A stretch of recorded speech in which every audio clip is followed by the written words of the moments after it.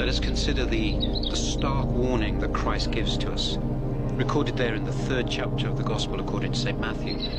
Jesus says to us that every tree that doesn't bear fruit will be cast into the fire.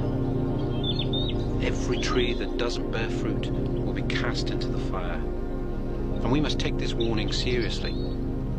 This warning that is a commandment from God, that we must bear fruit in our lives, that we must move closer. We must be changed, we must be transformed and move closer to Christian perfection. However far away we know we are from perfection, however sinful we recognize ourselves, we are called to move closer and bear spiritual fruit in our lives. And on Judgment Day, God will demand of us this spiritual fruit. But then we may ask ourselves, what is this fruit that Christ is commanding us to bear?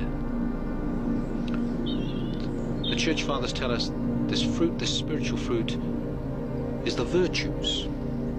We must manifest the virtues in our lives.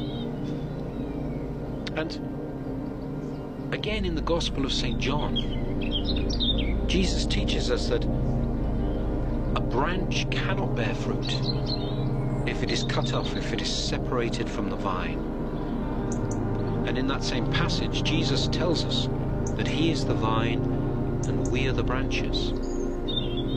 So therefore, if we cut ourselves off from Christ Himself, if we try to live in our own strength, if we try to achieve these spiritual fruit, these virtues in our lives without Christ, it will be fruitless.